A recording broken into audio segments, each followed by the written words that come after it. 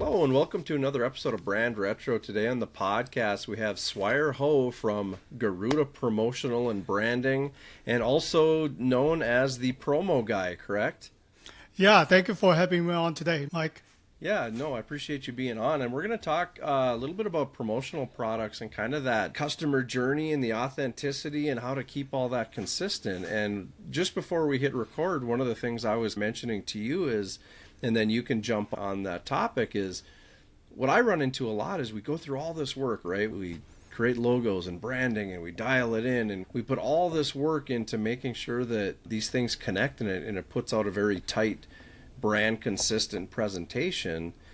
And then the client goes out in the world and they go looking for things and ways to promote that brand or to find products or promotional products to put that brand on. And more times than not, they fall flat or they get led in a direction that doesn't align with the work that we've done. That said, what are your thoughts on that, and what kind of experiences have you had with clients doing that? That's a perfect question to start, Mike. I do agree what you've said. A lot of time they hire a professional like yourself that is well made, that the brand guidelines. So now with all the assets that they have, they go to a company like me, we want to print something with our logo, or we wanted to go to this event. We're thinking about different product that we have. And then I will present them sometime with price, sometimes because of the turnaround. We can't afford that, right? It's too rushed. Like, you don't have that. So why don't you show me something cheaper sometimes? My idea to them, and I'll say this on air, it's you don't have to get promotional product.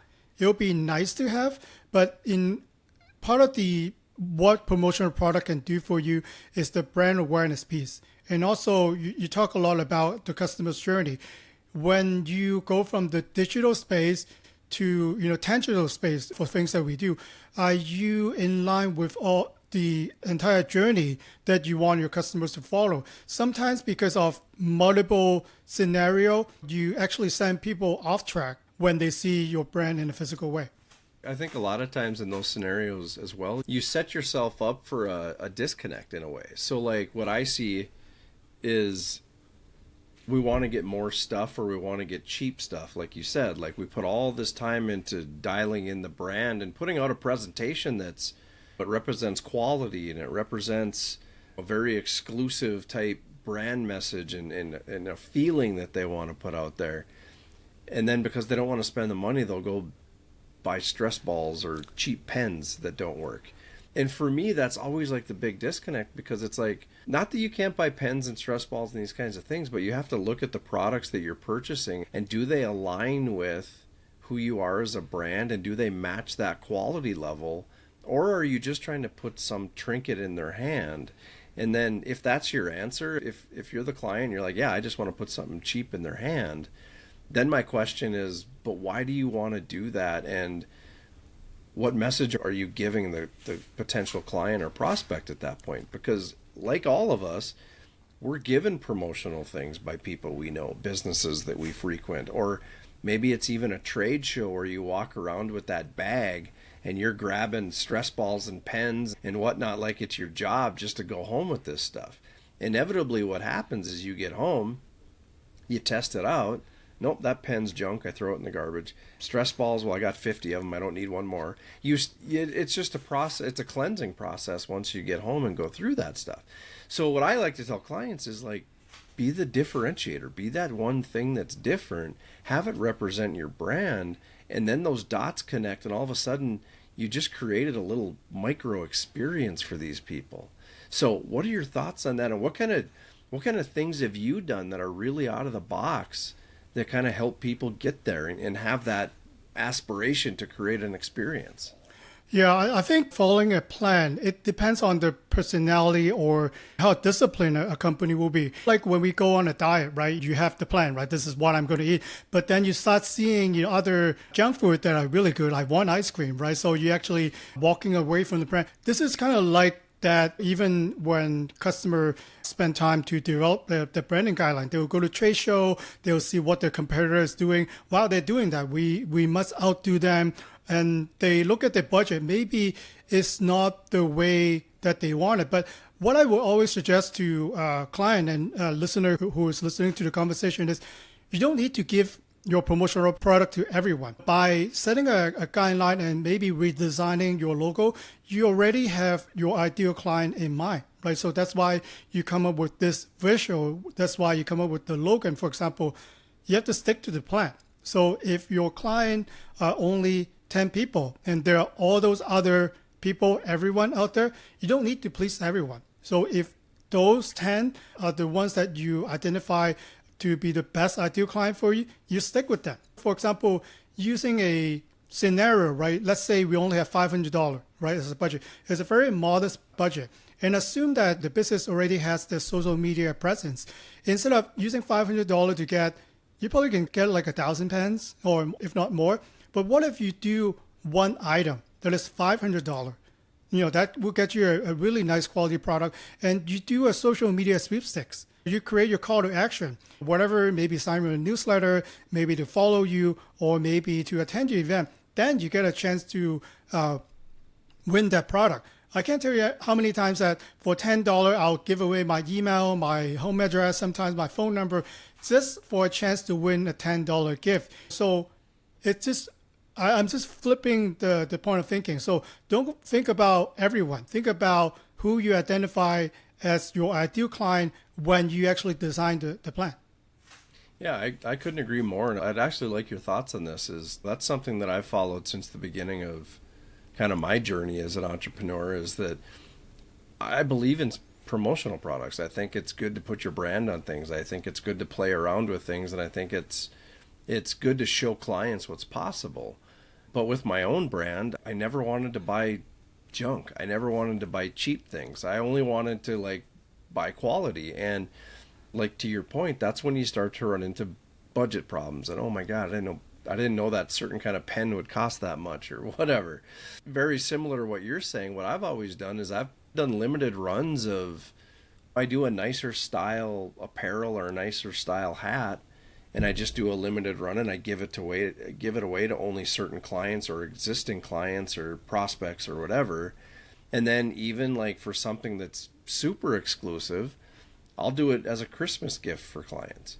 So I know what I'm working with. I only need so many. I've done neon lights, clocks, hockey jerseys, football helmets. I've done all kinds of out of the box promotional gifts or items like that, and even put not only my own brand on it, but I put the client's brand on it so that they won't throw it away. They'll keep it on their back desk during podcast recordings or whatever. So it's this idea of being creative and selective and, like you said, having a plan, but also establishing a kind of an authenticity recipe as to what this item needs to be and how it needs to live up to a certain standard to accurately represent my brand once I give it away.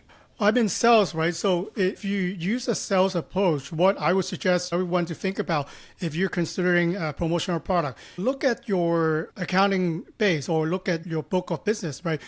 Who's the top 10 client of yours, or maybe top 20? Identify a limit list of people. Who are they? If they're your top 10, you better know who they are, right? Find out what they like to do as a hobby, maybe they support a nonprofit. Who are they? So that will actually help you answer a lot of the question, what kind of gifts, right, should we be sending them? Because that's the number one questions when people call me, what should we get our client?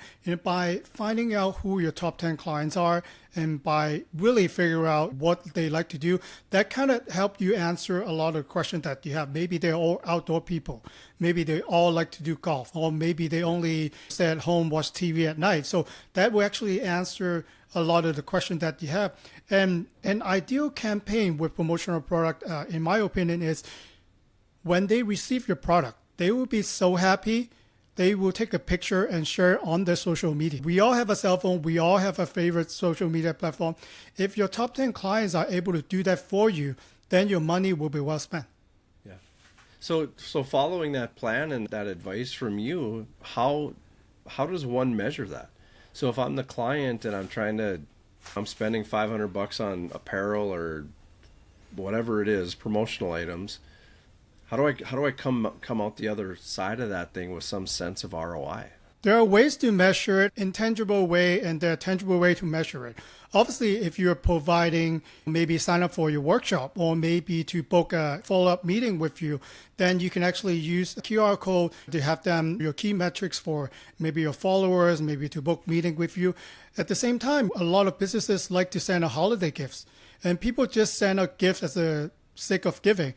For me, my purpose is I'm always one of those who send gift before the holiday. Why I do that is because after I send them the gift, and I will always follow up with a phone call to check in with them to do my pitch, right, for what I'm about to do. So that's actually give you a good excuse to get in touch with them, or maybe you want to try to take them out for dinner. So, and you don't want to send a holiday gift at the actual holiday, because a lot of people will be doing the same.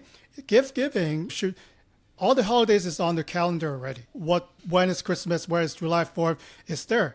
So why not plan your calendar so that you know where maybe you celebrate for anniversary, or maybe your work anniversary, or like I don't want to just get my call from my insurance agent when I'm about to renew.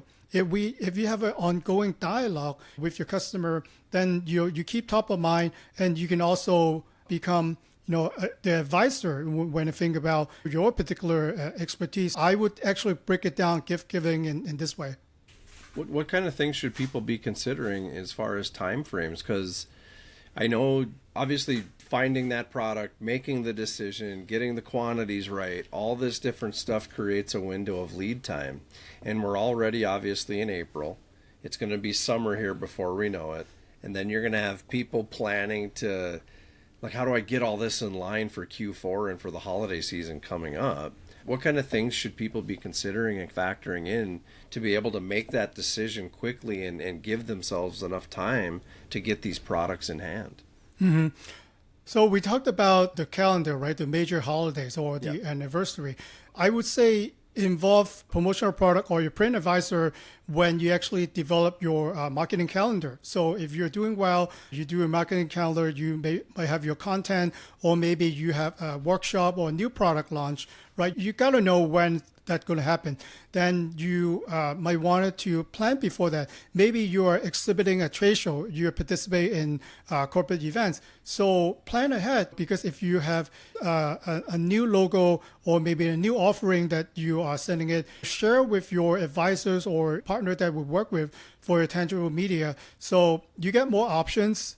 You actually pay less money because you have more time for production-wise, and then you can actually get a more detailed product. Or maybe you wanted to come up with a list to mail it to all your important clients to invite them to attend the trade show that you're doing. So plan ahead. It actually saves you money, and then you get better results.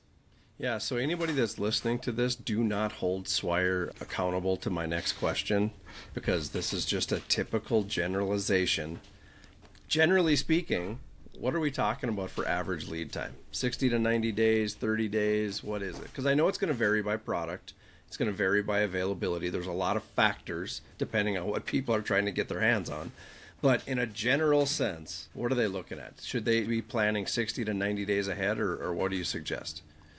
If they have identified an item that are available in stock, for example, 2 to 3 weeks will be sufficient. If they have complex logistic going through different channel, maybe I would say a couple of months. Sometimes I know it will be in the B2B space, it will be a committee that are going through all the money people, the end user, the design team. So this sometimes it takes 3 to 6 weeks to produce, or sometimes customer will let me know that we have a product launch in Q4, for example. Be on the lookout for us for what is happening in the summer, and then will be a hit for Q4. Get me involved, right? When your product launch will be, maybe you're breaking into a new market or any rebranding that might do. So it actually makes sense too if you are budget sensitive, right? So when you are designing a logo, let's say with you, Mike, get me involved with the logo that we have.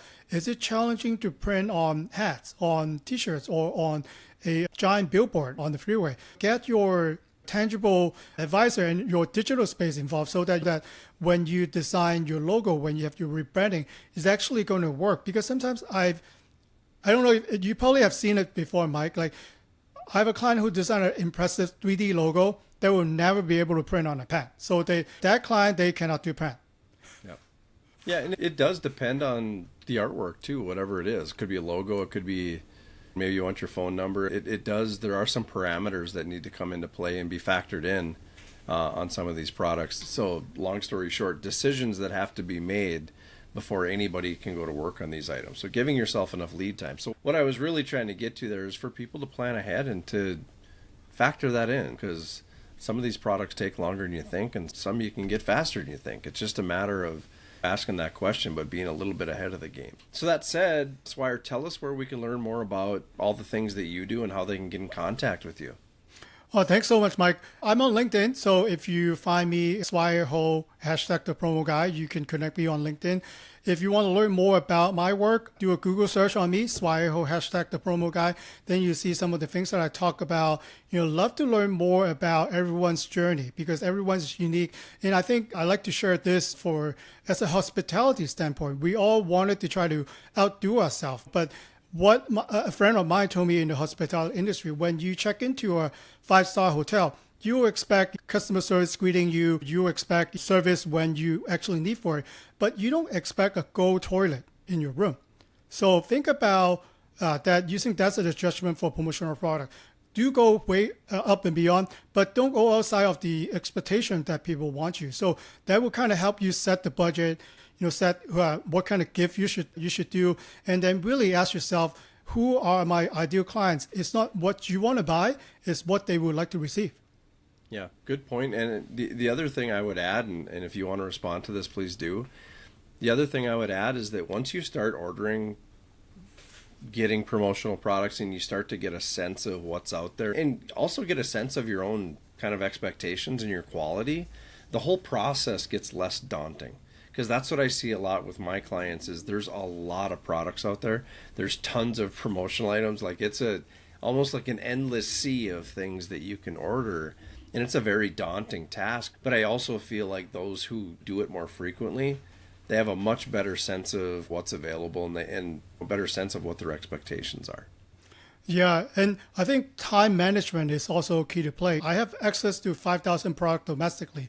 If I go overseas, it's limitless.